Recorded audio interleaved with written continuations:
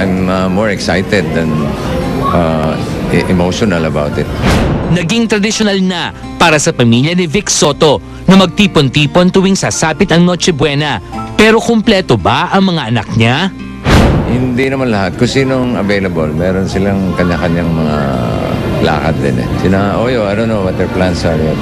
But as far as Oyo and Christine's wedding is concerned, all systems go na nga ba? I guess so. Silang lahat na nag-asikaso eh. So, lahat ng detalye silang nakakaalam at sila mag-a-announce. Basta ano lang ako, father of the groom. Masasabi bang dream wedding yon? I suppose so. Tagal na nilang pinaplano yun.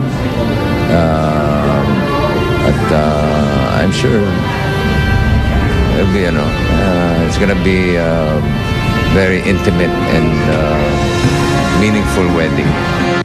Tulad daw ng kanyang ex-wife na si Dina Bonnevie, Bossing cannot help but get emotional. Ako din naman medyo emotional nung kasal ni Danny kasi it was my first time, tapos babae pa, parang it's like I'm giving away my daughter. Pero this time parang ako naman ang kikita eh. I'm gaining a daughter. Although with Mark I gained a son. He's a very good son. And this time parang I'm more excited than emotional about it. I try to be as objective as possible kasi I'm not hindi ako yung tipong nagbibigay ng unsolicited advice. And I trust him eh. I know that he's very responsible. The same with Tintin. Bagamat looking forward si Bossing to becoming a second-time grandfather, nadulas ang TV host comedian nang tanungin kung may apo na siya kina Oyo at Christine. Gusto ko nga eh. Meron na sila actually, but iba yung talagang sa kanila. So that's one more thing that I'm really excited about. Yeah, tanong mo sila sa kanila. I don't know kung anong status. Tagal na rin.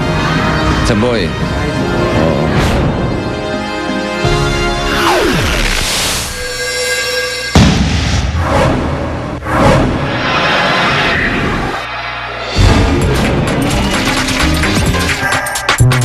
May nag-TX. Ate Guy, uuwi na ng Pinas? May masasabi siya ng anak si Ate Guy. Ian De Leon, pasok! Well, I haven't spoken to her yet. Siguro mga couple of months na and wala pa akong update, pero ang latest update ko yes, she'll be back here soon, hopefully, para maganda naman yung pasok ng 2011. Ano ang masasabi mo sa kwentong pumasok na raw bilang caregiver ang mami mo? Well, alam mo naman yung mga balita, laging lumalabas, minsan totoo, kadalasan hindi. Pero, yung mga balita na yun, pag nakita ko sa sarili kong mata, sasabihin ko naman sa inyo, di ba? At least nakakatulong siya sa if ever na totoo yun, di ba? Pero which I doubt dahil she has concerts, she has shows pa rin there eh. Any message for your mom? I'm still waiting for you here, ma. Yun, sa dito lang po ako. Meanwhile, busy-busy na uli si Ian dahil kasama siya sa upcoming telefantasyang Alakdana. Big break ito sa dalawang baguhan na pisil magbida na sina Luis de los Reyes at Andy Gonzalez. Ano feeling? Sobrang happy po, sobrang thankful, blessed kasi pinagkatiwala po ng management ng GMA sa amin yung project na to. In-invite po namin lahat na manood ng Alakdana kasi there's much in store po na papanoorin, especially po para sa mga bata.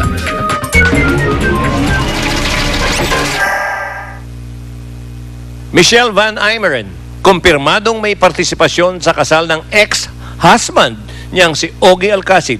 Abangan ang exclusive interview ng Star Talk kay Michelle. Susunod na.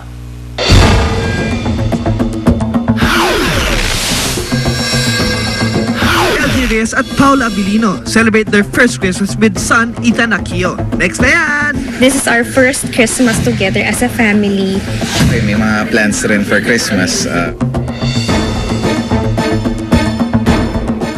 Ilang araw bago ang kanilang kasal, Regine Velasquez at Ogie Alcacid nagkwento tungkol sa kanilang mga huling araw bilang mag-boyfriend. Abangan.